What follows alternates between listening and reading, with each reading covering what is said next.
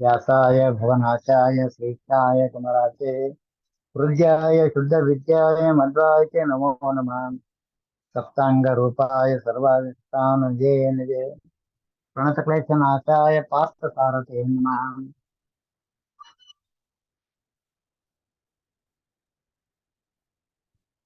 पूज्याय राघवेन्द्राय सत्यधर्मरताय च भजतां कल्पवृक्षाय मुक्तां कामधेनवे अज्ञानतिमिरच्छेदं बुद्धिसम्पत्प्रदायकं विज्ञानविमलं शान्तं विजयाख्यगुरुं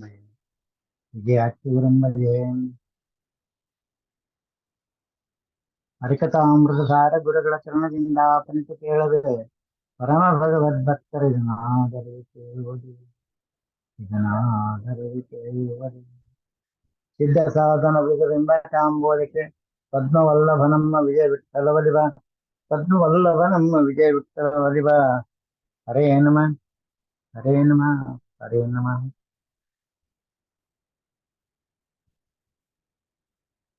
ನಿನ್ನೆ ಗುರು ಪೂರ್ಣಿಮೆಯ ವಿಶೇಷ ಚಿಂತನೆಯನ್ನ ತಿಳ್ಕೊಂಡಿದ್ದೆ.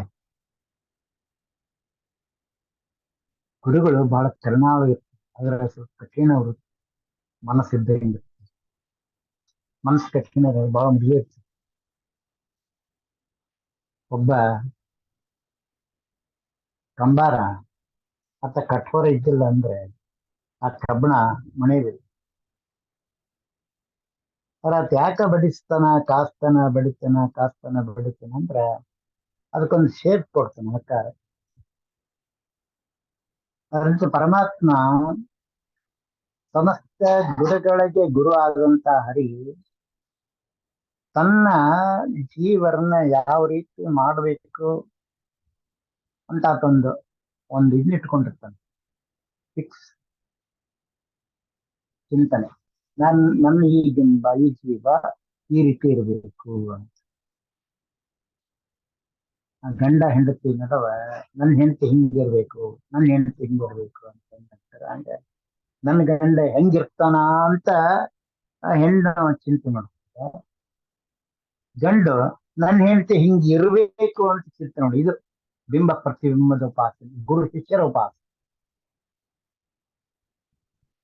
ಗುರುಗಳು ಎಲ್ಲರಿಗೂ ಏನಂತ ಪಾಠವನ್ನು ಹೇಳೋದಿಲ್ಲ. ಉತ್ತಮವಾದ ಶಿಕ್ಷೆ ಸಿಕ್ಕಾಗ ಬಿಡೋದಿಲ್ಲ. ಅದರಂತೆ ಜಗನ್ನಾಥದಾಸರು ಏನಪ್ಪ ಉತ್ತಮ ಶಿಷ್ಯಂದ್ರು ಸಿಕ್ಕಿದ್ರು. ವರದೇಂದ್ರಿಗೆ ಆ ಶಿಕ್ಷಣ ಹಿಡ್ಕೊಂಡು ಅವ್ರು ಏನ್ ಮಾಡಿದ್ರು, ಪಾಠವನ್ನ ಸಮಗ್ರ ಸುಧಾರಿಸುವಂತವನ್ನು ಮಾಡಿದ್ರು.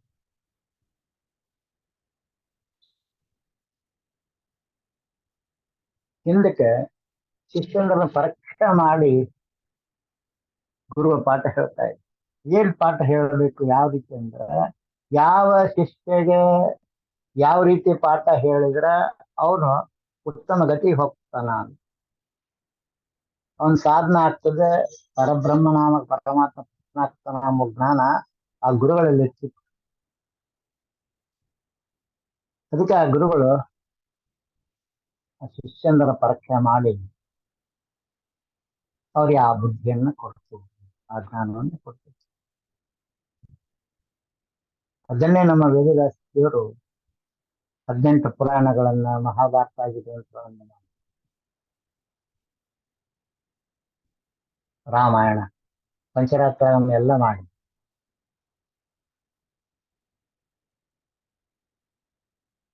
ಸರ್ವಮೂಲ ಗ್ರಂಥ ಆಚಾರ ಮಾಡಿದ್ರು. 18 ಪುರಾಣ ಜೊತೆಗೆ ಬ್ರಹ್ಮಸೂತ್ರ, ಭಾರತ, ಉಪನಿಷತ್ತುಗಳು ಇವೆಲ್ಲವನ್ನು ಉಪಾಸನೆ ಮಾಡ್ತಾರೆ. ಆಚಾರ ಮಧ್ವರು ಅದನ್ನೆಲ್ಲ ಸೇರಿಸಿ ಸರ್ವಮೂಲ ಗ್ರಂಥ ಅಂತ ಕೊಡ್ತಾರೆ.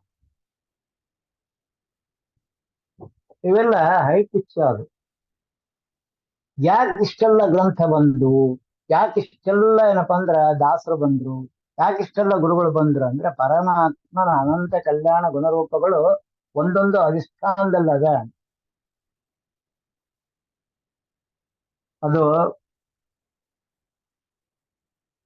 ಒತ್ತಾಯದ ಮೇರೆಗೆ ಆ ಜ್ಞಾನ ಸಂಪಾದನೆ ಮಾಡಕ್ ಆಗಲ್ಲ. ಯಾಕಂದ್ರೆ ಒಬ್ಬೊಬ್ಬರಿಗೆ ಒಂದೊಂದು ರೂಪದಿಂದ ಪರಮಾತ್ಮನ ಒಳಗಿದ ಆ ಗುಣವನ್ನ ಪುಣ್ಯದಲ್ಲಿ ಕ್ರಿಯೆ ಮಾಡ್ತಾನೆ ಎಂಬ ಜ್ಞಾನ ಜೀವರಾಶಿ ಗೊತ್ತಾಗ್ಬೇಕು. ಅದಕ್ಕೆ ಅನಂತ ಕಲ್ಯಾಣ ಗುಣ ಪೂರ್ಣನಾದ ಪರಮಾತ್ಮ ಅನಂತ ಕಲ್ಯಾಣ ಗುಣ ಅಧಿಷ್ಠಾನದೊಳಗೆ ಕುತ್ಕೊಂಡಿದ್ದಾನೆ. ಒಂದೊಂದು ಇಷ್ಟೆಲ್ಲ ಗ್ರಂಥಗಳನ್ನ ಒಂದಲ್ಲ ಅನಂತ ಗ್ರಂಥಗಳನ್ನ ಮಾಡಿಕೊಟ್ರು, ಅನಂತ ಶ್ಲೋಕ ಮಾಡಿಕೊಟ್ರು.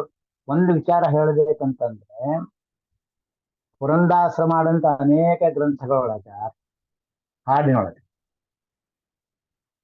ವಿಜಯರಾಯರು ಮಾಡಿದ ಅನೇಕ ಗ್ರಂಥಗಳು ಸುಳಾದಿಗಳೊಳಗೆ ವಿಚಾರ ಮಾಡ್ಕೊಂಡಾಗ ಅಡವಿ ಸ್ವಾಮಿಗಳಂತ ಬಂದಿರೋ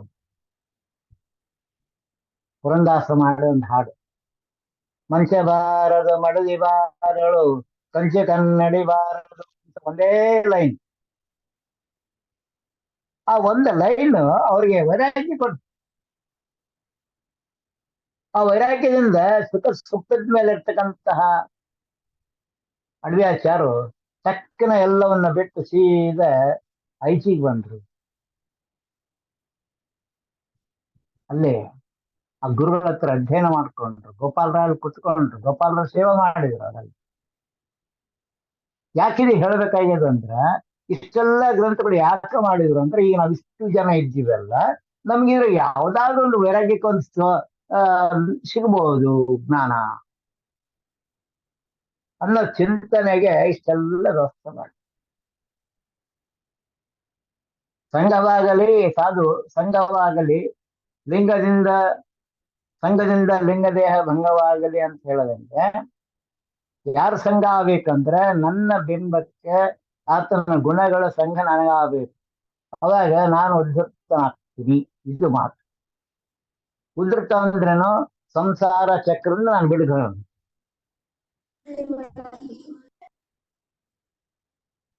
ಹಲೋ, ಈಗ ಮೊನ್ನೆ ನಮಗೆ ಟೇಟನ್ನ ಡೇಡನ್ನ ಮತ್ತೆ ತದನ್ನ ಆಗಿತ್ತು ಹೃದಯದಲ್ಲಿರ್ತಕ್ಕಂಥ. ಇಲ್ಲಿ ಉರು ಅಂತ ಬರ್ತದ. ಇದು ಏನಪ್ಪಾ ಅಂದ್ರೆ ಎಷ್ಟು ದಳ? 12 ದಳದ ಕಮಲ ಆ ಹೃದಯದ ಮೇಲ್ಭಾಗದಲ್ಲಿ ಬರ್ತದೆ.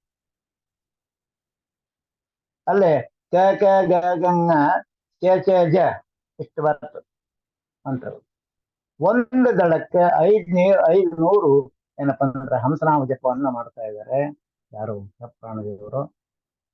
6000 ಜಪಗಳು ಸಾಕ್ತವ 12 ದಳದಲ್ಲಿ. ಒಂದು ರೌಂಡ್ ಹಿಂಗ್ ಬಂತಂದ್ರೆ 6000, 21,600 ಏನಪ್ಪಾ ಹಂಸನಾಮ ಜಪವನ್ನ ಯಾವ ರೀತಿ ಒಳಗೆ ಮುಖ್ಯ ಪ್ರಾಣದೇವರು ನಮ್ಮ ದೇಹದಲ್ಲಿ ಮಾಡ್ತಾ ಇದ್ದಾರೆ. ಗುರು ವಿಜಯರಾಜ್ ಹೇಳ್ತಾರ, ಘನದಯ ನಿಧಿಯಾಗ ಪೌನರಾಯಣ ಪುನರತಿ ನಮೋ ನಿಮ್ಮ ತಪ್ಪಿಗೆ ಯೋಚನೆ ಅಂತ ಹೇಳಿದಾಗ ಆ ಸ್ವಾದಿ ಒಳಗ ಒಂದು ಸಲ ಅವತ್ತಿನ ದಿನ ಮುಖ್ಯ ಪ್ರಾಣದೇವರು ಈ ರೀತಿ 4 ದಳದಲ್ಲಿ ಇಷ್ಟು ದಳ ಏನಪ್ಪ ಅಂದ್ರೆ 150-150ರಿಂದ ಹಂಸನಾಮ ಜಪವನ್ನು ಮಾಡ್ಕೊಳ್ತಾ ಇದ್ರೆ. 6 ದಳದಲ್ಲಿ ಮಾಡ್ತಾರೆ, 8 ದಳದಲ್ಲಿ ಮಾಡ್ತಾರೆ, 12 ದಳದಲ್ಲಿ, 16 ದಳದಲ್ಲಿ, 2 ದಳದಲ್ಲಿ, 1 ದಳದಲ್ಲಿ ಅಂತ ಆ 21,600 ಹಂಸನಾಮ ಜಪವನ್ನ ನನ್ನ ದೇಹದೊಳಗೆ ಕೊಟ್ಕೊಂಡು ಉಪಾಸನೆಯನ್ನ ಹಂಸನ ಉಪಾಸನೆ ಮಾಡ್ತಾ ಇದ್ದಾರೆ ಅಂತ ಯಾರು ಭಕ್ತಿ ಶ್ರದ್ಧೆಯಿಂದ ಚಿಂತನೆ ಮಾಡ್ಕೊತಾರೋ ಅವ್ರಿಗೆ ಇಡೀ ದಿನದ ಆ ಮುಖ್ಯ ಪ್ರಾಣದ ಮಾಡುವಂತ ಜಪದ ಪುಣ್ಯವನ್ನು ಆ ಜೀವಿ ಕೊಡ್ತಾರೆ. ಆ ಜೀವಿ ಕೊಟ್ಟಾಗ ಏನಾಗ್ತದ? ಆ ಜೀವಿಯ ಅಜ್ಞಾನ ಏನಪ್ಪ ಸಂಪೂರ್ಣ ಹೋಗ್ತದೆ. ನಾನು ಒಂದು ದಿನಕ್ಕೆ 10 ಜನ ಬೇಕಾದ ಪಾಪ ಮಾಡ್ತೀನಿ. ಅದರಂತೆ ಈ ಒಂದು ಜನ್ಮಕ್ಕೆ ಎಷ್ಟು ಪಾಪ ಆಗ್ತಿರ್ಬೇಡ, ಎಷ್ಟು ಜನ ಕಾರಣ ವಿಸ್ಮರಣೆನ ಬಾಳ ಜನ. ಗುರುಗಳ ಒಂದು ಏನು ಹಾಕ್ಯಾರ ಅಗ್ರಿಮೆಂಟ್, ಅದನ್ನ ನಾವು ಉಪಾಸನೆ ತಂದ್ಕೊಳ್ಳದಂತೆ ಅವ್ರು ಅನುಗ್ರಹ ಮಾಡ್ತಾರೆ. ಯಾಕೆ ಮಾಡಂಗಿಲ್ಲ ಅಂದ್ರೆ ನಾನು ಹೇಳಿದ ಮಾತನ್ನು ಇವ್ರಿಗೆ ಕೇಳಿಲ್ಲ ಅಂತ ಹೇಳಿ ಅವರು ಎದುರು ಹೇಳಂಗಿಲ್ಲ, ಹಿಂದೆ ಸರ್ಕೊಂಡ್ಬಿಡ್ತಾರೆ. ಅದೇ ಏನಾಗ್ತದೆ, ನನಗೆ ಸಾಧನಕ್ಕೆ ಹಿಮ್ಮೆಟ್ಟು ಆಗ್ತದೆ. ವೈಕುಂಠಕ್ಕೆ ಹೋಗೋ ಹಾದಿ ಸ್ವಲ್ಪ ದೂರ ಆಗ್ತದೆ. ಯಾಕಂದ್ರೆ ಇಲ್ಲ 4-6-10 ಜನ್ಮ ಎತ್ತಿ ಬರ್ಬೇಕಾಗ್ತದೆ. ಸಾಧಕರಿಗೆ ಅನುಕೂಲ ಆಗ್ಲಿ ಅಂತ ವಿಜಯರಾಯರ ಕಂಕಣಾಕಾರವಾಗಿ ತಂದಿಟ್ರು. ಆಚಾರ ಮಗರು ಚಕ್ರಾಬ್ಜ ಮಂಡಲವನ್ನು ತಂದ್ಕೊಟ್ರು. ಹರಿಕಥಾನುಸಾರ ಈ ಚಕ್ರಾಬ್ಜ ಮಂಡಲದ ಪರಿಪೂರ್ಣವಾದ ಸಾರ. ಸಾಧಕನಾದಂತ ವ್ಯಕ್ತಿ ಯಾವ ರೀತಿ ಸಾಧನೆ ಮಾಡ್ಕೋಬೇಕು, ಆ ಬಿಂಬದ ದರ್ಶನ ಆಗ್ಬೇಕು, ಬಿಂಬಾಪರೋಕ್ಷ ನನ್ಗೆ ಆಗ್ಬೇಕು ಅಂದ್ರೆ ಹರಿಕಥಾನುಸಾರ ಮೂಲ ರೂಪದಲ್ಲಿ ಬರ್ತದೆ. ಅದನ್ನ ಯಾರು ಮನನ ಮಾಡ್ಕೊಂಡ್ಬಿಡ್ತಾರೆ ಹರಿಕಥಾನುಸಾರಕ್ಕೆ, ಆ ಮನನ ಮಾಡ್ಕೊಂಡು ಅದ್ರ ಅನುಗ್ರಹ ಪಾತ್ರಕ್ಕೆ ಸಿದ್ಧಿ ಗ್ರಂಥ ಅದು. ಹರಿಕಥಾನುಸಾರ ಲಕ್ಷ್ಮೀ ಮಠದ 2 ಸಿದ್ಧಿ ಗ್ರಂಥಗಳೇ. ಸಿದ್ಧಿ ಮಾಡ್ಕೋಬೇಕು. ಆ ಸಿದ್ಧಿ ಮಾಡ್ಕೋಬೇಕಂದ್ರೆ ನಾವು ಸಿದ್ಧರಿರ್ಬೇಕು ಫಸ್ಟ್ ಟೈಮ್. ನಾವೇನಪ್ಪಾ ಅಂದ್ರೆ ಮುಟ್ಟಿವಿ ಬಿಟ್ಟು ಆಗ್ಲಿಲ್ಲ ಅಂತಂದ್ರೆ ಸಿದ್ಧಿ ಆಗೋದಿಲ್ಲ. ಅದು ಸಿದ್ಧಿ ಆಗಲಿಲ್ಲ ಅಂದ್ರೆ ನಿನಗೆ ನೈವೇದ್ಯ ಬರೋದಿಲ್ಲ ವಿಶೇಷವಾಗಿರ್ತಕ್ಕಂಥದ್ದು. ಅದಕ್ಕೆ ದಾಸರಾರು ಹೇಳ್ತಾರೆ, ಆ ಇಡೀ ಚಕ್ರಾಜ್ಯ ಮಂಡಲವನ್ನು ನಾನು ಚಿಂತನೆ ಮಾಡ್ಕೊಂಡೆ ಅಂತ ಒಂದು ಸಲ ಹರಿಕಥಾನುಸಾರ ಪೂರ ಪಾಲನೆ ಮಾಡಿದ್ರೆ ಒಂದು ನಮಸ್ಕಾರ ಮಾಡಿ ಏನ್ ಲಾಭ ಬರ್ತಂದ್ರೆ ಇಡೀ ಚಕ್ರಾಜ್ಯ ಮಂಡಲಕ್ಕೆ ಒಂದು ನಮಸ್ಕಾರ ಮಾಡಿ. ನಾನು ಹರಿಕಥಾನುಸಾರ ಶ್ಲೋಕನ 998 ಶ್ಲೋಕನ ಹೇಳ್ತಾ ಅದ್ರೊಳಗೆ ಇಳ್ಕತ್ತಾ ಹೋದಂದ್ರೆ ನನಗೆ ಇಲ್ಲಿ ಮೇಲಾಗ್ತಕ್ಕಂಥ ಕಾಲ ನಾಮಕ ಪರಮಾತ್ಮ ರೂಪ ಚಿಂತನೆ, ಪುರುಷ ರೂಪ ಚಿಂತನೆ, ಜೀವ ಜೇಡ ಚೇತನ 3 ರೂಪ ಚಿಂತನೆ ಬರ್ತದೆ. ಪರಮಾತ್ಮನ ಪುರುಷ ರೂಪ ಬರ್ತಲ್ಲ, ಪುರುಷ ಸ್ತ್ರೀ ನಪಂಸಕ ಈ ರೀತಿ 3 ರೂಪಗಳ ಚಿಂತನೆ, ಪರಮಾತ್ಮ ವ್ಯಾಪ್ತಿ ವ್ಯಾಪಾರಗಳ ಚಿಂತನೆ. ಇದನ್ನ ಬಿಡಿಸಿ ವ್ಯಾಪ್ತಿ ಸಂಧಿಯಲ್ಲಿ ಹೇಳ್ಕೊಡ್ತಾರೆ ದಾಸರಾಯರು. ಮುಂದೆ ಭೋಜನ ಸಂಧಿಯ ಬರ್ತದೆ. ಅಲ್ಲಿ 4 ವಿಧ ಭೋಜನ ಅಂದ್ರೆ 4 ವಿಧ ಭೋಜನ ಏನಂದ್ರ ಜ್ಞಾನಾನ್ನ, ಕರ್ಮಾನ್ನ, ಸ್ಥೂಲಾನ್ನ ಅಂತ 4 ಬರ್ತವ. ಅದ್ರಲ್ಲಿ 4 ವಿಧ ಜೀವರಾಶಿಗಳು ಬರ್ತವೆ. ನಮ್ಗೆ ಏನಂತಂದ್ರ ಒಂದು ದೇವತೆಗಳು, ಒಂದು ಋಷಿಗಳು, ಒಂದು ಮನುಷ್ಯರು, ಒಂದು ಪಶುಗಳು. ಈ 4 ವಿಧ ಜೀವರಾಶಿಗಳು ಅನ್ನ ಏನ್ ಹೋಗ್ತಾರ,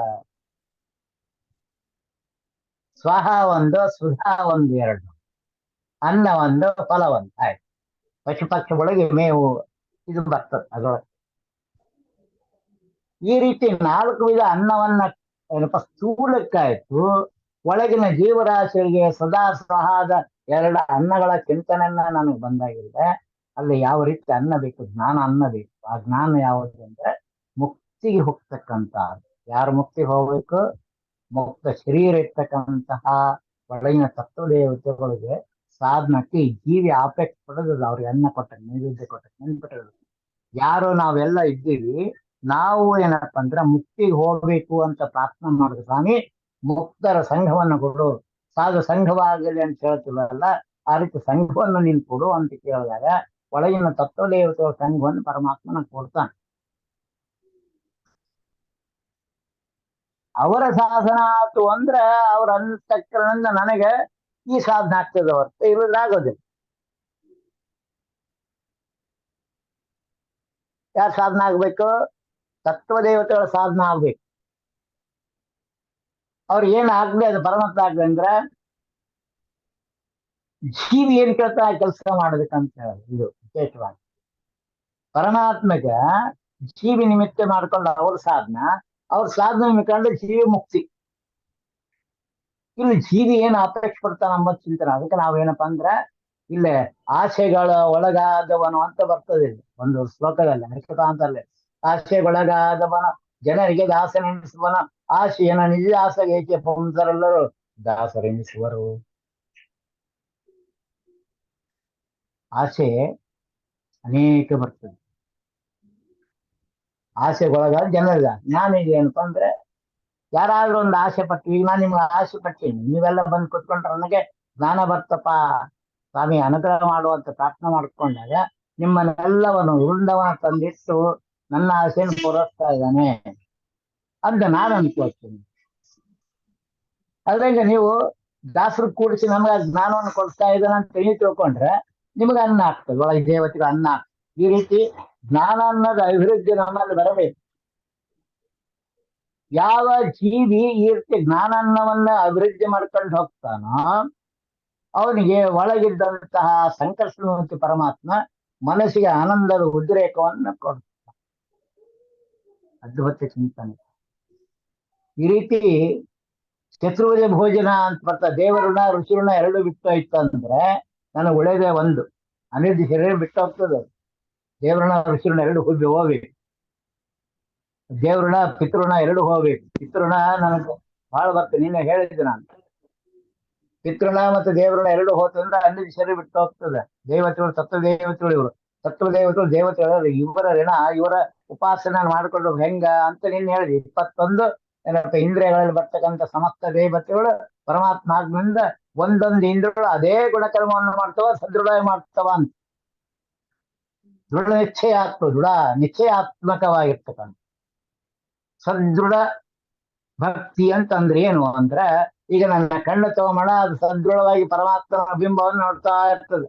ಪ್ರತಿಬಿಂಬ ಅಂದ್ರೇನು? ಹೊರಗೆ ಕಾಣದೆಲ್ಲದ ಪ್ರತಿಬಿಂಬ ವಿಶ್ವನ.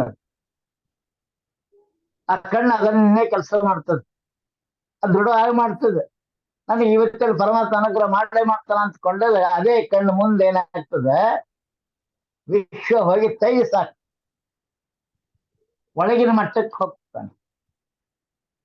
ಒಳಗಿನ ಕಣ್ಣು, ಹೊಸ ಕಣ್ಣು ಹಚ್ಚಲೇಬೇಕು ಎಮ್ಮಮ್ಮ ಅಂದಾಗ ಈ ಜ್ಞಾನದ ಕಣ್ಣು ನಾನು ಹಿಡ್ಕೊಂಡು ಹೋದ್ರೆ ಆ ಒಳಗಿನ ಕಣ್ಣನ್ನು ತಾನೇ ತೆಗಿ.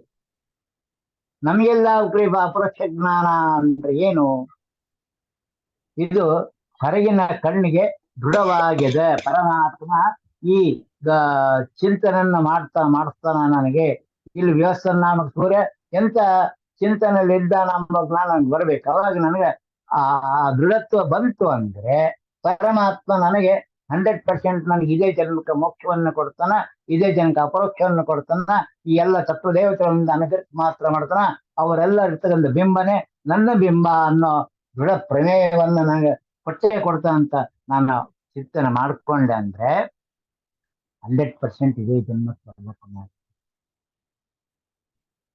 ಇದು ಚಕ್ರಾಬ್ಜ ಮಣ್ಣ. ಇಲ್ಲಿ ಹೇಳ್ತಾರೆ ದಾಸರಾಯರು, ಇಲ್ಲಿ ಹೃದಯದಿಂದ ಮೇಲೆ ಕಂಠದಿಂದ ಕೆಳಗೆ. ಇದು ಏನಪ್ಪಾ ಅಂದ್ರೆ ಜನೋಲೋಕ ಅಪೋಲೋಕ ಅಂತ ಹೇಳ್ತೀನಿ. ಇಲ್ಲ ಮಹಾರುದ್ರ ದೇವರು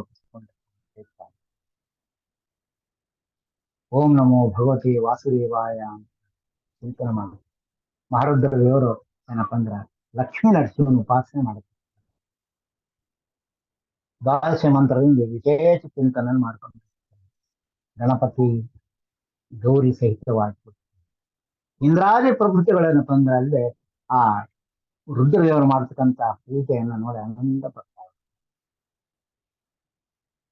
ಈ ದಳದ ಉಪಾಸನೆ ಬಂತು ಅಂದ್ರೆ ನನಗೆ ಏನಾಗ್ತದ ಅಂದ್ರೆ ಸ್ಥೂಲೋಪಾಸನೆ ಆಯ್ತು, ಸ್ಥೂಲ ಬಿಂಬ ದರ್ಶನ ಆಗ್ತದೆ. ಇದು ಸಾಮಾನ್ಯ ಅಲ್ಲ, ನಾವೇನ್ ಸಣ್ಣದನ್ನು ತಿಳ್ಕೊಂಡೇ ನಾವಿಲ್ಲಿ.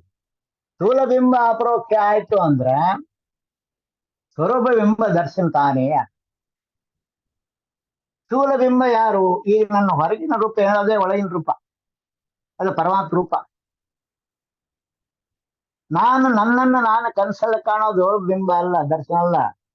ನಾನೇ ನೀನು ಅಂತ ಮೂಢೇಶನಾಮಕ ಹರಿ ಬಂದ ನಂಗೆ ತೋರಿಸ್ಕೊಡ್ಬೇಕು. ಅದು ಏನಪ್ಪ ಸ್ಥೂಲ ಬಿಂಬ ಆಗ್ತದೆ. ಇಲ್ಲಿ ಎಲ್ಲಿ ಬರ್ತದ ಅಂದ್ರೆ 12 ದಳದ ಕಮಲದಲ್ಲಿ ಬರ್ತದೆ. ಅಲ್ಲೇ ಏನಪ್ಪ 12 ದಳ ಕಮಲಲ್ಲಿ ದ್ವಾದಶ ಆದಿತ್ಯರು ಇರ್ತಾರಲ್ಲಿ ವಿಶೇಷವಾಗಿ.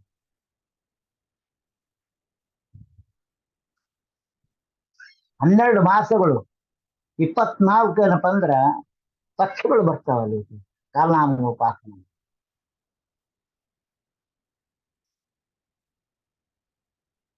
ಇದು ಯಾವಾಗ ಬರ್ತದ? ಮಧ್ಯಾಹ್ನ ಕಾಲಕ್ಕೆ ಉಪಾಸನೆ ಬರ್ತದೆ. ಯಾರು? ಸಮಯದ ಹೆಸರು ಉದ್ಗೀತ ನಾಮಕ್ಕೆ ಅನ್ಕೊಂಡು ಪರಮಾತ್ಮ ಅಲ್ಲಿ ಕೂತ.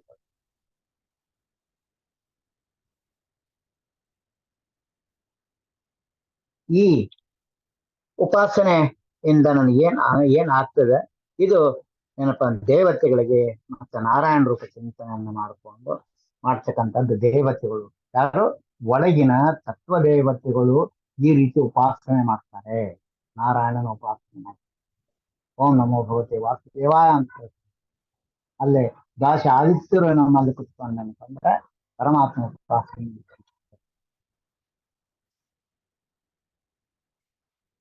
ಅವ್ರ ಕೈಯಾಗ ಗಂಧರ್ವರು, ದೇವಗಂಧರ್ವರು, ಮನುಷ್ಯಗಂಧರ್ವರು, ಕಿಂಪುರುಷರು, ಕಿನ್ನರು, ಗುಯ್ಯರು ಇವರೆಲ್ಲರೂ ಆ ದೇವತೆಗಳಿಗೆ ಏನಪ್ಪ ಅಂತ ಪೂರಕವಾಗಿ ಏನಪ್ಪ ಅವ್ರು ಸಾಧನೆ ಮಾಡ್ತಾ ಇದೆ.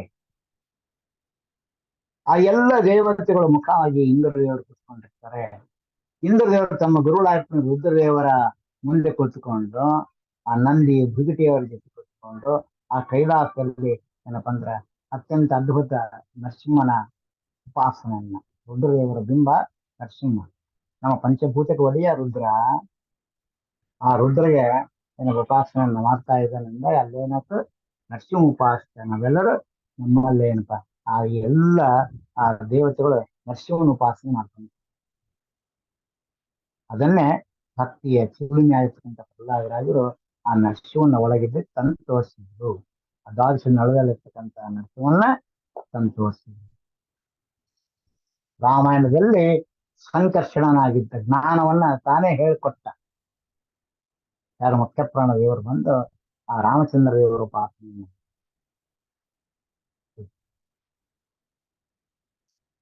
ಈ ರೀತಿ ನಾವು ಯಾವ ಚಿಂತನೆಯಿಂದ ಕರ್ಮವನ್ನು ಮಾಡ್ಲಿಕ್ಕೆ ಪ್ರಯತ್ನ ಮಾಡ್ತೀವೋ, ಯಾವ ಹಾದಿಯೊಳಗೆ ನಾನು ಹೋಗ್ತೀನೋ, ಸಂಸಾರ ಬಂಧನದಿಂದ ಬಿಡುಗಡೆ ಹೊಂದಬೇಕಂತ ನನ್ನಲ್ಲಿ ಹೆಚ್ಚಿನ ಕಳಕಳಿ ಬರ್ತದೆ. ಅವಾಗ ಪರಮಾತ್ಮ ದೃಢ ಪರೀಕ್ಷೆಯನ್ನು ಚಾಲು ಮಾಡ್ತದೆ. ನನಗೆ ವಿಧಿ ನಿಷೇಧದ ಬಗ್ಗೆ ಡೌಟ್ ಕೊಡ್ತಾನೆ. ನನಗೆ ಈ ನಿಷೇಧ ಕರ್ಮ ಮಾಡಿಯಾ ನೀನು, ಮಾಡ್ತೀಯಾ ನೀನು ಅಂತ ಕೇಳ್ತಾನ.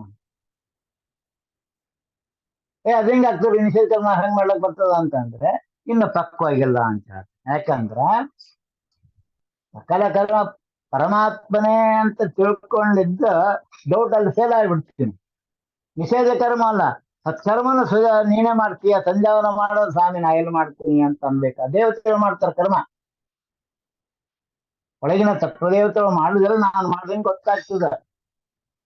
ನೋಡೋದು ಕಣ್ಣನ್ನು, ನೋಡುವುದೇ ಕಣ್ಣು, ಕೇಳುವುದೇ ಕಿವಿ, ಪಾಡುವುದೇ ವದನ ಅಂತೇಳಿ ಪುರಂದಾಸರೊಂದು ಹಾಡಾಡಿದೆ.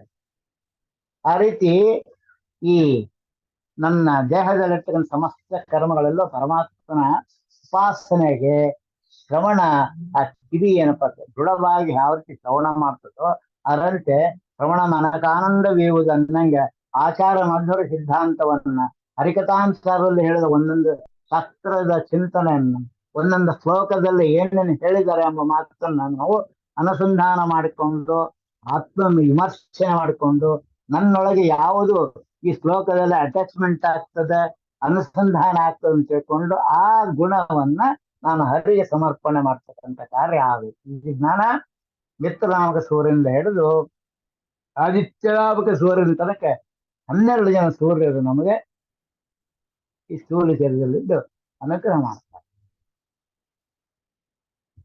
11 ಇಂದ್ರಿಯಗಳಲ್ಲಿ 11 ಜನ ಸೂರ್ಯರು, 11 ಇಂದ್ರಿಯಗಳೊಳಗೆ ಏಕಾದಶಿ ರುದ್ರರು, ಮನಸ್ಸಿನಲ್ಲಿ ಯಾರು ಬರ್ತಾರ 12ನೇ ಸೂರ್ಯ ಮನೋ ಆಕಾಶದಲ್ಲಿ ಏನಪ್ಪ ಆ ಸೂರ್ಯ ಚಂದ್ರರು ಬರ್ತಾರೆ. ನಾವು ನೋಡಿರ್ತಕ್ಕಂಥ ಉಪಾಸನೆ. ಮೇಷ, ವೃಷಭ, ಮಿಥುನ, ಕರ್ಕ, ಸಿಂಹ ಅಂತೇಳಿ ಈ 12 ದಳದಲ್ಲಿ ಬರ್ತಕ್ಕಂಥ 12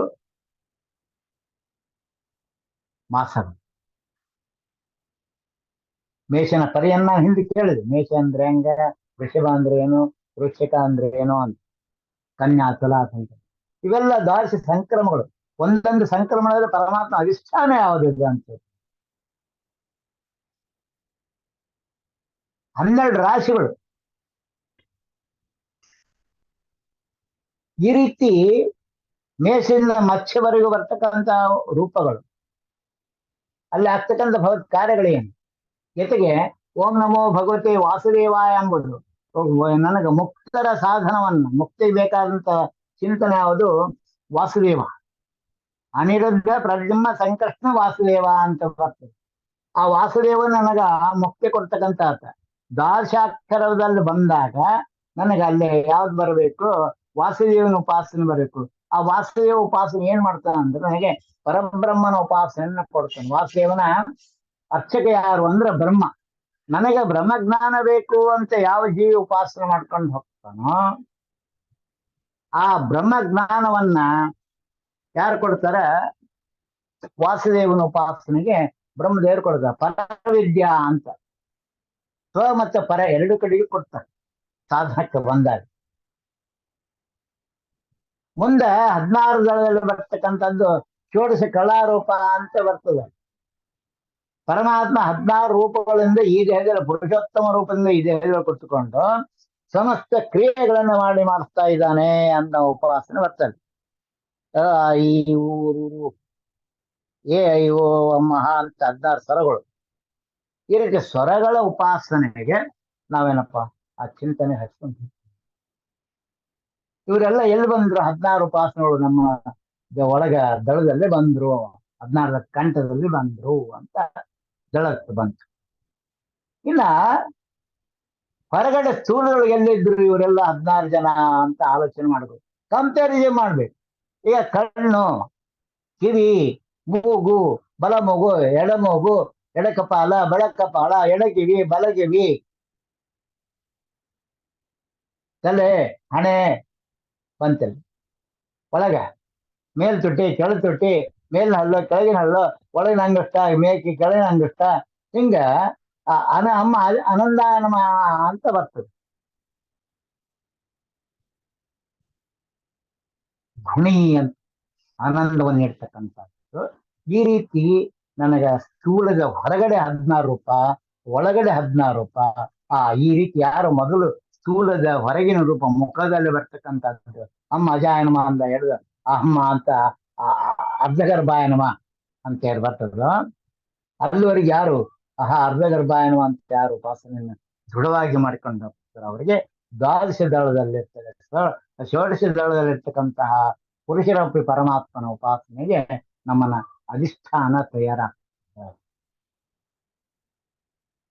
ಅಲ್ಲೇ ಮುಖ್ಯ ಪ್ರಾಣದೇವರು ಭಾರತೀ ದೇವಿ, ಗಣಪತಿ, ಪಂಚಭೂತಗಳು, ಈ ರೀತಿ 16 ರೂಪಗಳು ಒಂದೊಂದೊಂದೊಂದು ಬರ್ತಾ ಹೋಗ್ತವೆ. ಆ ಎಲ್ಲ ಕಳ ಜೊತೆಗೆ ಚಂದ್ರನ 16 ಕಳಗಳನ್ನು ತೋರಿಸ್ಕೊಡ್ತಾನೆ ನಮಗ. ಆ ಕಳ ಬೇರೆ, ಈ ಕಳ ಬೇರೆ. ಇದು ಪುರುಷೋತ್ತಮ ರೂಪ. ಈ ಪುರುಷೋತ್ತಮ ರೂಪ ನಮ್ಮ ದೇಹದ ಸರ್ವತ್ರ ವ್ಯಾಪ್ತನಾಗಿದ್ದಾನೆ. ಈ ಈ ಚಿಂತನೆ ನನಗೆ ಕಂಠದಲ್ಲಿ ಬಂದಾಗ ಅಲ್ಲಿ ನಮ್ಗೆ ಏನ್ ಆಗ್ತದೆ ವಿಶೇಷ ಅಂತಂದ್ರೆ, ಮುಂದ 2 ದಳ ಕಮಲ ಬರ್ತದೆ. ಒಂದ್ ಕಡೆಗೆ ವಾಸುದೇವ ಇರ್ತಾನೆ, ಒಂದ್ ಕಡೆಗೆ ಬ್ರಹ್ಮದೇವ ಇರ್ತಾನೆ. 2 ದೇವರು ಉಪಾಸನೆ. ಒಂದ್ ಕಡೆ ಮುಖ್ಯ ಪ್ರಾಣದೇವರು ದಾಸಮಂತ್ರವನ್ನ ಅನ್ನೋದಕ್ಕೆ ಕೊಡ್ತಾ ತೆಗಿತಕ್ಕಂಥ ಕಾರ್ಯ ಮಾಡ್ತಾರೆ. ಇನ್ನೊಂದ್ ಕಡೆ ಬ್ರಹ್ಮದೇವರು ಪರಮಾತ್ಮ ಉಪಾಸನ ಹೃದಯಗತವಾಗಿರ್ತಕ್ಕಂಥ ತೋರಿಸ್ತಾ ಇದ್ರೆ ಪ್ರತಿ ಸ್ತ್ರೀ ಪುರುಷರ ದೇಹದ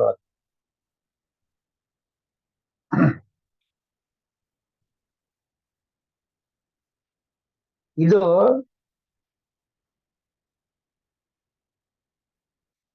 ಷೋಡಶ ದಳದಲ್ಲಿ ಒಂದೊಂದು ದಳದಲ್ಲಿ ಎಷ್ಟು ಮಾಡ್ತಾನೆ? 62 ವರಿ ಮುಖ್ಯ ಪ್ರಾಣದೇವರು ಹಂಸನಾಮ ಜಪವನ್ನು ಮಾಡ್ತಾ ಇದ್ದಾರೆ. 16 ದಳ ಸೇರಿ 1000 ದಳ ಆಗ್ತವೆ. ಇದು ವಿಶೇಷವಾಗಿ ಚಿಂತನ ಉಪಾಸನೆ ಮಾಡ್ಕೊಂಡು ಎಲ್ಲಿ ಇದು ಬರೋದಿಲ್ಲ ನನಗೆ, ಅಲ್ಲಿ ನನಗೆ ಆನಂದ ಸಿಗೋದೇ ಇಲ್ಲ. ಆನಂದ ಏನಪ್ಪ ಅಂದ್ರೆ ನಮಗೆ ಜ್ಞಾನದಿಂದ ಬರೋದು ಹೊರತು ಯಾವುದೊಂದು ವಸ್ತುವಿನಿಂದ ಸಿಗೋದಿಲ್ಲ. ಆ ವಸ್ತುವಿನಲ್ಲಿ ಜ್ಞಾನ ತುಂಬಿರಬೇಕು. ಈಗ ಹರಿಕಥಾಂಸಾರ ಒಂದು ವಸ್ತು, ಅದು ಒಂದು ಪುಸ್ತಕ, ಅದು ಜಡ. ಆ ಜಡದೊಳಗ ಜಡ ಚೇತನ ಜ್ಞಾನ ಅಂದ್ರ ಆ ಆ ಜಡದೊಳ ಹರಿಕಥಾಂಸಾರ ಎಂಬ ಗ್ರಂಥದೊಳಗ ಆ ಜಡದೊಳಗ ಪರಮಾತ್ಮನ ಪರಿವಾರ ದೇವತೆಗಳು ಮುಖ್ಯ ಪ್ರಾಣ ಸಹಿತಾಗಿ ಚೇತನ ರೂಪದಿಂದ ಇದ್ದಾರ, ಅಕ್ಷರ ನಾಮಕ ಹರಿಯದೊಳಗೆ ಇದ್ದಾನ ಅಂತ ಆ ಜ್ಞಾನ ನಂಗೆ ದೃಢ ಬಂತು ಅಂದ್ರೆ ಆ ಹರಿಕಥಾಂಸಾರ ನಂಗೆ ಸಿದ್ಧಿ ಆಗ್ತದೆ. ಇದನ್ನ ನಾವು ಎಷ್ಟು ಮಂದಿ ಅನುಸಂಧಾನ ಮಾಡ್ಕೊಂಡಿವಿ.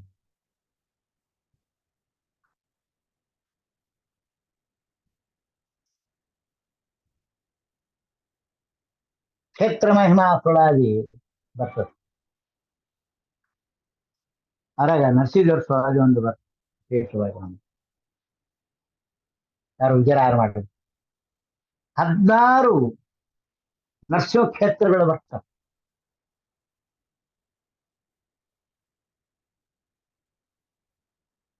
ಇದು ವಿಶೇಷವಾಗಿರ್ತಕ್ಕಂಥ. ಆದ್ರಿಂದ ನಮ್ಮ ವಿಜಯರಾಯರ ಒಳಗಡೆ ಈ ಷೋಡಶ ಕಲಾರೂಪದ ಉಪಾಸನೆ ಮಾಡ್ತಾ ಸ್ಥೂಲದಲ್ಲಿರ್ತಕ್ಕಂಥ ದ್ವಾದಶ ದಳದಲ್ಲಿರ್ತಕ್ಕಂಥ ನರಸಿಂಹನ ಉಪಾಸನೆಯನ್ನ ಯಾಕೆ ಮಾಡಿಲ್ಲ? ಅಲ್ಲಿ ಶೇಷ ಬರ್ತಾನೆ ಮೇಲೆ 16 ರೂಪದಿಂದ ಸಂಕರ್ಷಣದ ಹರಿರೂಪ ಬರ್ತದೆ. ಆ ನರಸಿಂಹ ರೂಪ ಅದ್ಭುತವಾಗಿರ್ತಕ್ಕಂಥ ರೂಪ. ನಮಗೆ ಸ್ಥೂಲೋಪಾಸನೆ ಮೂಲೇಶನ ಪರಮಾತ್ಮ ಅಂದ್ರೆ ಇದೇನು ಬಂತು? ಅಷ್ಟದಳ ಕಮಲ, ಅದ್ರ ಕೆಳಗೇನ ಪ್ರಾದೇಶನಾಮಕರಿ, ಅದ್ರ ಕೆಳಗೇನಪ್ಪ ಅಂದ್ರೆ ಯಾರು ಬಂದ್ರು ಲಾಳಕಾಯ ಅಂತ ಬಂದ. ಅಲ್ಲೇ ಮೂಲೇಶನ ಕಾಲ ಕೆಳಗೆ ಲಾಳಕಾಯನ ಕೆಳಗೆ ಜೀವಿ ಅಂತ. ಈ ರೀತಿ ಅಷ್ಟದಳದ ಕೆಳಗಿನಿಂದ ಬಂದು ನಾವು ಆ ದಳಕ್ಕೆ ಬಂದ್ವಿ. ದಳದ ಮೇಲೆ ಏನಿತ್ತು ಅಂತ ಇದ್ರಲ್ಲಿ ಸ್ವಲ್ಪ ಲೋಪ ಇತ್ತು. ಆ ದಳದ ಮೇಲೆ 8 ದಳದೊಳಗ ಏನ್ ಬಂದಿತ್ತು ಅಂದ್ರೆ ಒಂದೊಂದು ದಳಕ್ಕೆ ಒಬ್ಬೊಬ್ಬ ಭಗವದ್ ರೂಪಗಳಿದ್ದಾರೆ. ಒಂದೊಂದು ದಳಕ್ಕೆ ಒಂದೊಂದು ರಾಶಿ ಚಕ್ರದಲ್ಲಿ ಬರ್ತಕ್ಕಂಥ ಗ್ರಹಗಳು ಒಳಗಡೆ ಇವ. ಸೂರ್ಯ, ಚಂದ್ರ, ಮಂಗಳ, ಬುಧ, ಗುರು, ಬೃಹಸ್ಪತಿ, ಶುಕ್ರ,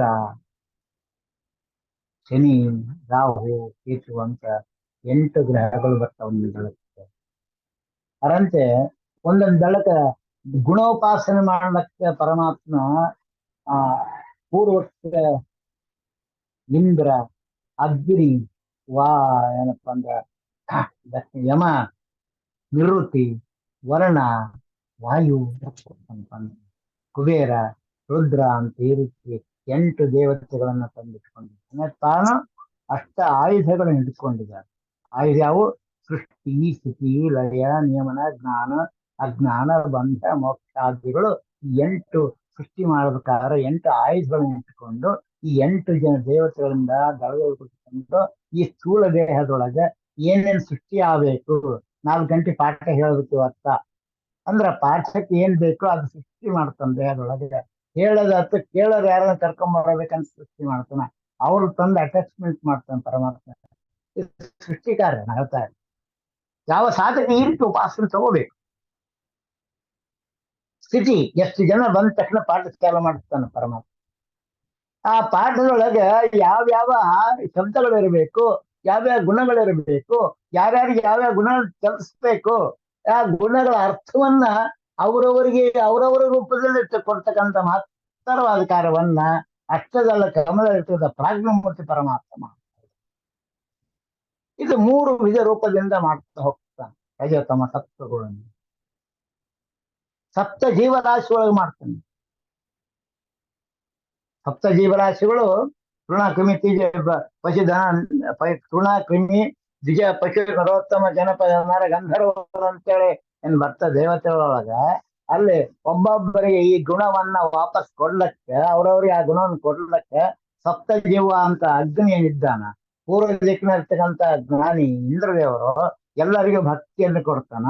ಅಲ್ಲಿ ಆ ಬ್ರಹ್ಮದೇವರು ಏನು ಅನುಗ್ರಹ ಮಾಡ್ತಾರೋ, ಪ್ರಾಜ್ಞೆ ಯಾವ ಗುಣವನ್ನ ಕೊಟ್ಟಿರ್ತಾನೋ ಆ ಜೀವಿಯನ್ನು ತಗೊಂಡೋಗಿ ಅಗ್ನಿ ಏನ್ ಮಾಡ್ತಾನ, ಅವರವರಿಗೆ ಅವರವರ ಗುಣಗಳನ್ನು ಹೇಳಲು ಜೀವರಾಶಿ ಈ ಸ್ಥೂಲ ಶರೀರ ಹೋಗಿ ಮುಟ್ಟಿಸ್ತಾನ. ಇದು ಅದ್ಭುತವಾದ ಕಾರ್ಯ. ಅದಕ್ಕಾಗಿ ಒಂದೊಂದು ದಳಕ್ಕೆ 9,000 ಏನಪ್ಪ ಅಂದ್ರೆ ನಾಡಿಗಳು ಲಿಂಕ್ ಅದ. 8 9 72,000 ನಾಡಿಗಳು. ಆ 72,000 ನಾಡಿಗಳು ಅತಿ ಸೂಕ್ಷ್ಮ ರೂಪದಿಂದ ಆ ಒಂದೊಂದು ದಳಕ್ಕೆ ಲಿಂಕ್ ಹಚ್ಚಿ ಪರಮಾತ್ಮ ಇಡೀ ದೇಹದಲ್ಲಿರ್ತಕ್ಕಂತಹ ಸಮಸ್ತ ಬ್ರಹ್ಮಾಂಡದಲ್ಲಿರ್ತಕ್ಕಂಥ ಎಲ್ಲ ಜೀವರಾಶಿಗಳ ಕಿಂಚಿತ್ತು ಸ್ವರೂಪ ನಮ್ಮ ದೇಹದಲ್ಲ. ಯಾವ್ಯಾವ ಈಗ ದೇಹದಲ್ಲಿ ಅಂದ್ರೆ ಈಗ ನನ್ನ ದೇಹದಲ್ಲಿರ್ತಕ್ಕಂಥ ಭಗವದ್ ಯಾವ ಗುಣದಿಂದ ಇದ್ದಾನೋ ಆ ಗುಣ ಉಪಾಸನೆ ಮಾಡ್ತಕ್ಕಂಥ ಸಮಸ್ತ ದೇವತೆಗಳು, ದಾನವರು, ಮಾನವರು, ಕಿನ್ನರು, ಕೆಂಪೈಸರು ಎಷ್ಟಿದ್ರು ಅವರೆಲ್ಲ 9 ಕೋಟಿ ಜನ ಈ ಸ್ಥೂಲ ಶರೀರ ಕುತ್ಕೊಂಡ್ರು. ಅವ್ರಿಗೆ ಎಲ್ಲರಿಗೂ ಏನಪ್ಪಾ ಅಂದ್ರೆ 72,000 ರೂಪದಲ್ಲಿರ್ತಕ್ಕಂಥ ಆ ನಾಡಿ ಅದಲ್ಲ, ಒಬ್ಬೊಬ್ಬರಿಗೆ 9 ಒಂಬತ್ತು ನಾಡಿಗಳನ್ನ ಕೊಡ್ತಾನೆ. ಅದಕ್ಕೆ ನವರಸ ಅಂತ ಹೇಳ್ತಾರೆ ವಿಶೇಷವಾಗಿ. ನವವಿಧ ಪ್ರಕೃತಿ, ನವವಿಧ ದೇಶ, ನವರಸಗಳು ಅಂತಂದ್ರ ಆ 9 ರಸಗಳ ಭತ್ತವನ್ನ ಅವನ ತೋಂಡಿಗೆ ಅವ್ರವ್ರಿಗೆ ಮುಟ್ಟಿಸ್ತಾ ಹೋಗ್ತಾರೆ. 972,000 ಇಂದ ಒಳಗಿರ್ತಕ್ಕಂಥ ಒಬ್ಬೊಬ್ಬ ದೇವತೆಗಳು, ಒಬ್ಬೊಬ್ಬ ಜೀವರಾಶಿಗೆ 9 ಚಿಂತನೆ ಕೊಡ್ತಾರೆ. ಬಹಳ ಅದ್ಭುತ ಉಪಾಸನೆ ಇದೆ. ಹೃದಯಾಷ್ಟದ ಗಮನದಲ್ಲಿ ಬರ್ತಕ್ಕಂಥದ್ದು ಮೇಲಿರ್ತಕ್ಕಂಥ ಸ್ವಭಾವ. ಯಾರು ಈ ರೀತಿ ಉಪಾಸನೆಗೆ ಅಷ್ಟದ ಗಮನದಲ್ಲಿ ಬರ್ತಕ್ಕಂಥ ರೂಪ ಚಿಂತನೆ ತಗೊಂಡು ಹೋಗ್ತಾರೋ ಅವ್ರಿಗೆ ಆ ದಳದ ಮೇಲೆ 12 ದಳದ ಕಮಲ ಮತ್ತು ಅಷ್ಟದ ಕಮಲ ನಡುವಿರ್ತಕ್ಕಂತಹ ಸ್ಥಳ ಏನದಲ್ಲೇ 100 ಕಂಬದ ಒಂದು ದೊಡ್ಡ ಅರ್ಚಣೆಗೆ ಅದು ತ್ರಿಕೋಣ ಮಂಡಲ. ಆ 100 ಕಂಬದ ಒಂದು ದೊಡ್ಡ ಅರ್ಚಣೆ ಅಂದ್ರೆ ಏನು, ಸ್ಟೂಲ್ ಟೈಪ್. ಅದ್ರ ಮೇಲೆ ರಥ ಅದು ದೊಡ್ಡ ರಥಾಂಗ ಪಾಣಿ ರಕ್ತೋದ್ಯಮ ಅಂತ ನಾವು ವಿಷ್ಣು ಸಹಸ್ರನಾಮದಲ್ಲಿ ಕೊನೆಗೆ ತಗೋತೀವಿ. ಅದ್ರಂಗ ಇಲ್ಲಿ ರಥ ಆದ ಒಂದು ಆ ರಥದೊಳಗ ಪರಮ ರಥಾಂಗ ಪಾಣಿಯಾಗಿರ್ತಕ್ಕಂತಹ ಆ ಪ್ರಾಜ್ಞಮೂರ್ತಿ ಪರಮಾತ್ಮ ಆ ಕೃಷ್ಣ ಒಳಗಡೆ ಸನ್ನಿಧಾನ. ಅದೇ ವೈಕುಂಠ. ಅಲ್ಲೇ ಆ ರಥ ನೋಡ್ಲಕ್ ಹೋಗ್ಬೇಕಾದ್ರೆ 5 ದ್ವಾರಗಳು ಬರ್ತವೆ. ನಮ್ಗೆ ನಿತ್ಯ ನೋಡಬೇಕು ಮಾತು. ಪೂರ್ವ, ಪಶ್ಚಿಮ, ಉತ್ತರ, ದಕ್ಷಿಣದಿಂದ ಹೋಗ್ತಕ್ಕಂಥ ರೂಪಗಳು ನಮ್ಮ ದೇಹದೊಳಗಾಗ್ತದೆ. ಪ್ರತಿಯೊಬ್ಬ ಸ್ತ್ರೀ ಪುರುಷರೊಳಗೂ ಇದು ಕಟ್ಟಿಟ್ಟು ಬುದ್ಧಿ. ಇದನ್ನ ಮಾಡ್ಕೊಂಡ್ರೆ ಮಾತ್ರ ನಮ್ಗೆ ದಳದ ಉಪಾಸನೆ ಆಗ್ತದೆ. ವೈಕುಂಠಕ್ಕೆ ಹೋಗ್ತೀನಿ ನಾನು. ಬಹಳ ಸುಲಭದ. ಇಷ್ಟು ಸುಲಭನೋ ಹರಿ ತನ್ನವರು ಯಾರು ಆತನ್ನ ಈ ರೀತಿ ಉಪಾಸನೆ ಮಾಡಿ ಸ್ವಾಮಿ ನೀನ್ ನೋಡ್ಬೇಕಂತ ಕಳಕಳಿಂದ ಹೋಗ್ತಾರೋ ಅವ್ರಿಗೆ ಪರಮಾತ್ಮ ತಾನೇ ಮುಂದಿದ್ದು ತೋರಿಸ್ತಾನೆ. ಗೈಡ್ ಇದ್ದಂಗಿದ್ದಾನೆ ಪರಮಾತ್ಮ.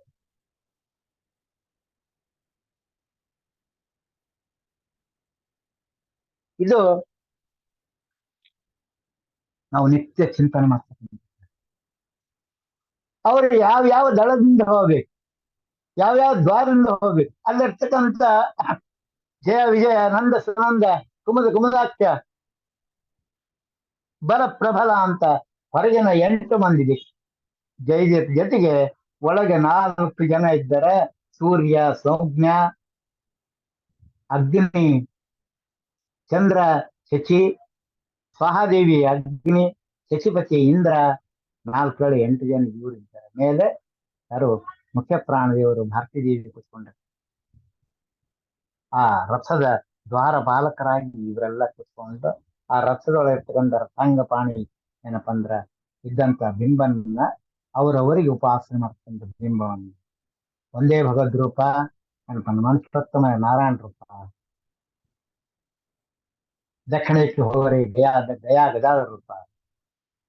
ಪ್ರದ್ಯುಮ್ನ ಸಂಕಷ್ಟನ ರೂಪ. ಪ್ರದ್ಯುಮ್ನ ರೂಪ ನಮ್ಮ ವಿಷಯಗಳಿಗೆ. ಸಂಕಷ್ಟನ ರೂಪ ಏನಪ್ಪಾ ಅಂದ್ರೆ ಪೂರ್ವದ ದಕ್ಷಿಣ ಉತ್ತರ ದ್ವಾರಕ್ಕೆ ಬಂದಂತ ದಕ್ಷಿಣ ಇವರಿಗೆ ಸಂಕಷ್ಟನ ರೂಪ. ಮೇಲ್ ಬರ್ತಕ್ಕಂಥ ರೂಪ ಏನಪ್ಪ ವಾಸುದೇವ ರೂಪ. ಈ ರೀತಿ 5 ಭಗವಂತ ತಾನು 5 ರೂಪದ ತಲೆಯೊಳಗೆ ನಾರಾಯಣನ, ಗಂಟಲಲ್ಲಿ ವಾಸುದೇವನು, ಬಲದಲ್ಲಿ ಪ್ರದ್ಯುಮ್ನ, ಎಡಗಾದ ಅಂದಿದ್ದ ಕೆಳಗಿನ ಸಂಕಷ್ಟನ ಉಪಾಸನೆಯನ್ನ ಮಾಡುವಂತ 5 ಭಾಗವನ್ನ ಮಾಡಿದ್ದಾರೆ. ಅದರಂತೆ ಆ ರಥದಲ್ಲಿ 5 ಭಾಗದ ಕುತ್ಕೊಂಡು ಚಿಂತನೆ ಮಾಡ್ತಕ್ಕಂಥ ರೂಪ ಒಂದು ಕ್ಷಣದಲ್ಲಿ ನಾನು ಕಣ್ಣು ಮುಚ್ಚಿಕೊಂಡು ಕುತ್ಕೊಂಡು ಈ ರೀತಿ ಚಿಂತನೆ ಮಾಡ್ರಿ ನೀವು. ಆ ರಥ ನಮ್ ಸಲಗದ ಮಂದಿಗಲ್ಲ. ಯಾರ್ಯಾರು ಉಪಾಸನೆ ಅಂದ್ರೆ ಅವ್ರಿಗೆ ರಥ. ಅದೇ ರಥದ ನಾವು ವೈಕುಂಠಕ್ಕೆ ಹೋಗ್ಬೇಕು. ನಿಮ್ಗೆ ಹೋಗ್ಬೇಕಂತ ಆಸಕ್ತಿ ಇತ್ತು ಅಂದ್ರ ಆ ರೀತಿ ಮಾಡ್ಬೇಕು. ಇಲ್ಲ ಗೋಪಾಲ ನಾವೇನು ಸ್ವಲ್ಪ ಇಲ್ಲೇ ಇರ್ತೀವಿ, ಚಿಕ್ಕಪೇಟೆ ಅಡ್ಡಾಡ್ತೀವಿ, ಗಾಂಧಿ ಬಜಾರ್ ಅಡ್ಡಾಡ್ತೀವಿ, ನಾನು ಊರಿಗೆ ಅಡ್ಡಾಡ್ತೀನಿ, ನಾನು ಇಲ್ಲೇ ಅಡ್ಡಾಡ್ತೀನಿ, ನಾನು ಸ್ವಲ್ಪ ದಾವಣಗೆರೆ ಹೋಗ್ತೀನಿ, ನಾನು ಧಾರವಾಡಿಗೆ ಹೋಗ್ತೀನಿ ಅಂತೇಳಿ, ಹುಬ್ಬಳ್ಳಿಗೆ ಹೋಗ್ತೀನಿ ಅಂತ ಹೇಳ್ಕೊಂಡು ನಾವು ಅಡ್ಡಾಡಿದ್ರೆ ಆಯ್ತಪ್ಪ ಇಲ್ಲೇ ಕೂಡ್ನಿ ನಾನು ಹೋಗಿ ಬರ್ತೀನಿ ಅಂತ ಮತ್ತೆ ಆ ಪರಮ ಪವಿತ್ರ ಇರ್ತಕ್ಕಂತಹ ಆ ಬ್ರಾಹ್ಮಣ ಶರೀರದೊಳಗ ರಥ ಸಹಿತವಾಗಿ ಏನಪ್ಪಾ ಅಂದ್ರ ಇದ್ದನೋ ಅಂತ ದೇಹ ಸಿಗೋದು ದುರ್ಲಭ. ಅದಕ್ಕೆ ರಥವಾನೇರಿದ ರಾಘವೇಂದ್ರ ಅಂತ ಹಾಡಿದಾಗ ಗೋಪಾಲದಾಸ್. ಯಾರಥ ದೇಹಕ್ಕೆ ರಥ ಒಳಗಿರ್ತಕ್ಕಂಥ ರಥ ಏರ್ಬೇಕು. ರಾಘವೇಂದ್ರ ಯಾರು? ರಾಘವ ಕುಲಕ್ಕೆ ಇಂದ್ರ ಇರ್ತಕ್ಕಂಥ ರಾಮಚಂದ್ರ ದೇವರಲ್ಲಿ ಇದ್ದಾನೆ ಅನ್ನೋ ಸಾಧನ ನನಗೆ ಸಕಟಾಗ್ಬೇಕು. ಆ ರೀತಿ ಆದಾಗ ನಾನು ಸಂಸಾರ ಬಂಧನದಿಂದ ಬಿಡುಗಡೆ ಹೊಂತೀನಿ. ಪರಮಾತ್ಮ ಇಷ್ಟೆಲ್ಲ ಆಗಲ್ಲ, ನಾವು ಮುಕ್ತಿ ಕೊಡಂಗಿಲ್ಲ. ಕಲಿಯುವುದರಿಂದ ಬಹಳ ಸುಲಭನೋ ಅಂತ ಹೇಳ್ತೀವಲ್ಲ, ಇಷ್ಟು ಸುಲಭ ಇರ್ತಕ್ಕಂಥ ಪರಮಾತ್ಮನ ಆ ಅಷ್ಟದಳ ಕಮಲದಲ್ಲಿ ನಾನು ಉಪಾಸನೆ ಮಾಡ್ಕೊಳ್ತೇವೆ. ಆ ವಿಷ್ಣುವಿನ ಅನುಗ್ರಹಕ್ಕೆ ಪಾತ್ರ ಆದಾಗ, ಆ ನಾರಾಯಣನ ಅನುಗ್ರಹಕ್ಕೆ ಪಾತ್ರ ಆದಾಗ, ಆ ವಾಸುವಿನ ಅನುಗ್ರಹಕ್ಕೆ ನಾನು ಪಾತ್ರ ಆದಾಗ, ಒಂದೊಂದು ದಳದಲ್ಲಿ ಎಷ್ಟು ಅದ್ಭುತ ಶಕ್ತಿ ಅಡಗಿದ್ದಾರೆ. ಆ ಬಣ್ಣ ಆ ಕಣ್ಣಿಗೆ ನೋಡೋ ಕಣ್ಣಿಗೆ ಎಷ್ಟು ಆನಂದ ಪಡ್ತಿದೆ.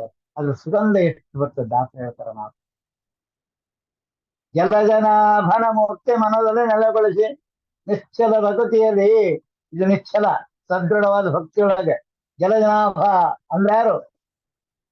ವಿಷ್ಣು. ಹೊಕ್ಕಳಿನಲ್ಲಿರ್ತಕ್ಕಂತಹ ಕಮಲದಿಂದ ಸೃಷ್ಟಿ ಮಾಡಿಕೊಂಡಂತಹ ವಿಷ್ಣು ಜಲಜನಾಭನ ಮೂರ್ತಿ ಮನಸ್ಸಿನೊಳಗೆ ಸೃಷ್ಟಿ ಮಾಡ್ಕೊಂಡು ಕೂಡ್ಕೋಬೇಕು. ಜಲಜನಾಭನ ಮೂರ್ತಿ ಮನದಲ್ಲಿ ನೆಲೆಗೊಳಿಸಿ ನಿಶ್ಚಲ ಭಗತಿಯಲ್ಲಿ ಚಳಿ ಬಿಸಿಲು ಮಳೆ ಗಾಳಿಗಳ ನಿಂದಿಸದೆ. ಚಳಿ ಬಂತು, ಚಳಿ ಎಷ್ಟು ಬೇರೆ ಬರ್ತದ ನಮಗೆ, ಮೈ ನಡಕ್ತದಲ್ಲ. ಯಾವಾಗ ನಡಕ್ತದ? ನನ್ಗಿಂತ ಉತ್ತಮರು ಬಂದಾಗ, ಅವ್ರ ಮುನ್ನ ಏನು ದೋಷ ಮಾಡಿದಾಗ ಅವಾಗ ನನ್ ನಡು ಹುಡ್ತಿತ್ತು. ಇದು ಚಳಿ. ಇವ್ರು ಯಾಕೆ ಬಂದ್ರಪ್ಪ ಅಂತ ನಮ್ಗೆ ದುಃಖ. ಗದ್ದೆ ನಡಕ್ತೀವಿ ನಾವು ಭಯಪಟ್ಟು. ಇನ್ನೊಂದು ಚಳಿ ಆ ಭಗವಂತನ ಅನುಗ್ರಹದಿಂದ ಚಳಿಗಾಲ ಬಂದಾಗ ಚಳಿತದೆ. ನಾವು ಅದನ್ನೇನಪ್ಪ ಏನೋ ಝಮಖಾನ ಚಾದರ್ ಹಾಕೊಂಡು ಹೊತ್ಕೊಂಡು ಆ ಚಳಿ ತಡ್ಕೋಬಹುದು. ಆದ್ರೆ ಈ ಚಳಿ ಒಳಗೆ ಬಿಂಬ ಇದ್ದಾನೆ, ಪರಮಾತ್ಮ ಇದ್ದಾನೆ, ಪರಿವಾರ ದೇವತೆಗಳು ನನಗೆ ಒಬ್ಬೊಬ್ಬರೇ ಕಂಡೋದಾಗ ನಾನು ವಿಸ್ಮರಣೆ ಮಾಡಿದ ದೋಷ ಏನಾಗ್ತದಂದ್ರೆ ಅದು ನನಗೆ ಚಳಿ ಹಿಡಿತು. ಚಳಿ ಬಿಸಿಲು ಶಾಖಕ್ಕೆ ಒಳಗಡೆ ತಾಪದಿಂದ ಬರ್ತದೆ ದುಃಖ. ಶಾಖ ಬಹಳ ದುಃಖ ಆಗಿಬಿಡ್ತದೆ ನನಗೆ. ಎಂಥ ಅಪರಾಧ ಮಾಡಿ ನಾನು ಇಂಥ ದೊಡ್ಡವ್ರು ಬಂದಿದ್ರು ಅವ್ರು ನಾನು ಸರಿಯಾದ ಗೌರವ ಕೊಡ್ಲಿಲ್ಲ, ನನ್ನ ಜನ್ಮಕ್ಕೆ ಧಿಕ್ಕಾರ ಇರಲಿ ಅಂತ ಹೇಳ್ತಾರಲ್ಲ, ಅದು ತಾಪ. ನನ್ನ ಸಮಯಕ್ಕಿಂತ ಉತ್ತಮವಾದ ಬ್ರಾಹ್ಮಣ ಸೇರಿ ಸಿಕ್ಕಿತ್ತು ನನಗೆ, ನಾನು ಕಳ್ಕೊಂಡ್ಬಿಟ್ನೆಲ್ಲ ಅಂತ ತಾಪ, ಪಶ್ಚಾತ್ತಾಪ. ಅದು ಬಿಸಿಲು. ಅಂತಃಕರಣ ಪರಮಾತ್ಮ ಜ್ಞಾನದ ಮಳೆಯನ್ನು ಸರಿದ. ಮಳೆಯ ನೀರು ನೇಲೆ ಪರೆಯಲು ಬಳಸರು ಊರೊಳಗಿದ್ದ ಜನರು ಹೆದ್ದರಗೊಡ ಮಜ್ಜನ ಪಾನಗೈದ ಪರಮ ಕಲಸು ವಚನ ಆದ್ರೂ ಬಾಂಬಳಿಯ ಪೆತ್ತನ ಪಾದ ಮಹಿಮಾ ಜಲೆ ಪಕ್ವದಿಂದ ಮಾಡಿದ ಪರ ಮೈಸೂರರು. ಆ ಮಳೆ, ಜ್ಞಾನದ ಮಳೆ ಬಂದಾಗ ಈಗೆಲ್ಲ ಹೇಳಕತ್ತದು ನನ್ನ ಸಹಿತವಾಗಿ ನಾ ಹೇಳಿದ್ದು. ನಾನೇನು ಕುಚವಂತ ಅಂತ ಹೇಳಂಗಿಲ್ಲ. ನನಗೂ ಹೇಳಕತ್ತನ ಸ್ವಾಮಿ ಅದನ್ನ. ಆ ಮಳೆ, ಜ್ಞಾನದ ಮಳೆ ಹರಿತಾ ಇದೆ, ನಿಮ್ಮೆಲ್ಲರ ಕಿವಿಯಾಗಿ ಹರಿತಾ ಇದೆ. ಮಳೆಯು ನೀರು ನೇಲೆ ಪರೆಯಲು ಬಳಸರು ಊರುಳಿದ್ದ ಜನರು. ನಾವು ಬಳಸಂಗಿಲ್ಲ, ಯಾಕಂದ್ರೆ ಟೈಮ್ ಆಗ್ಲಕ್ ಬಂತಲ್ಲಪ್ಪ, ಯಾವಾಗ ಬಿಡ್ತಾರೆ, ನಾನು ಅಲ್ಲಿ ಹೋಗ್ಬೇಕಾಯ್ತು. ನಾ ಇಲ್ಲಿ ಅರೆ ಈ ಜ್ಞಾನ ಮಳೆ ಹೆಚ್ಚಲ್ಲ, ಇದು ಮುಟ್ಟಲಿ. ಮತ್ತೆ ಅದನ್ನ ಹೋಗ್ಬೇಕು, ಇದ್ ನೋಡ್ಬೇಕು, ನಾ ಇನ್ನೊಂದು ಪಾಠಕ್ಕೆ ಹೋಗ್ಬೇಕು, ಅಲ್ಲಿ ಹೋಗ್ಬೇಕು, ಅದನ್ನ ಕೇಳ್ಬೇಕು, ಇದ್ ನೋಡ್ಬೇಕು, ಬಜಾರ್ಕ್ಕೆ ಹೋಗ್ಬೇಕಂತ ಹಿಂಗೆ ಇರ್ತದೆ. ಅಂತ ಯಾವ ಇದು ಏನಾಗ್ತದೆ ನನಗೆ ಪಶ್ಚಾತ್ತಾಪ ಬಂದಾಗ ತಾಪ ಆಗ್ತದೆ. ಅದು ಹೇಳಿದ್ದಲ್ಲ ಮೊನ್ನೆ ನೀವು ಹೇಳ್ರಿ ಅಂತಂದಾಗ ಅದ್ರ ಅರ್ಥ ಬೇರೆ, ನಿಮ್ ತಿಳಿದಂಗೆ ಹೇಳ್ರಿ ಅಂತಂದ್ರೆ ಸಹಿತ ಅವಾಗ ಚಳಿ ಹುಡ್ತದೆ, ಭಯ ಹುಡ್ತದೆ. ಭಯ ಕೊಟ್ಟು ಭಯನಾಶ. ಈ ರೀತಿ ನಾವೇನಪ್ಪ ಅಂದ್ರೆ 6 ದಳದ 8 ದಳದ ಪ್ರಮಾಣ ಏನಪ್ಪ ಅಂದ್ರೆ ಇವತ್ತು ದಾಸಿದ್ದಳ ಇಟ್ಟುಕೊಂಡಿದ್ದೀವಿ. ಮತ್ತು ನಾಳೆಗೆ ಏನಪ್ಪ ಇನ್ನೊಂದಿಷ್ಟು ಪಾಸ್ ಶ್ರವಣ ಮಾಡ್ತಾ ಇಲ್ಲಿವರೆಗೂ ನಿಮ್ಮೆಲ್ಲರ ಸಹಾಯ ಸಹಕಾರದಿಂದ ಕಿಂಚಿತ್ ಪರಮಾತ್ಮನ ಸ್ಮರಣೆಯನ್ನ ಮಾಡ್ಲಿಕ್ಕೆ ಅನುಮತಿಸ್ತದೆ. ನಿಮಗೂ ನಿಮ್ಮಂತರ ಹರಿಗೂ ನಮಸ್ಕರಿಸ್ತಾ ಈ ಎಲ್ಲ ಗುಣಗಳನ್ನು, ಪರಮಾತ್ಮಗಳನ್ನು ಅಸ್ಮದ್ ಭೀಮಮೂರ್ತಿ ಸೀತಾಪತ್ರಿ ಮೂಲ ರಾಮಚಂದ್ರ ಸಮರ್ಪಣೆ ಮಾಡಮ. ಭಾರತೀಯ ರಮಣ ಮುಖ್ಯ ಶ್ರೀ ಕೃಷ್ಣ ಅರ್ಪಣ. ಹರೇ ನಮಃ, ಹರೇ ನಮಃ, ಹರೇ ನಮಃ.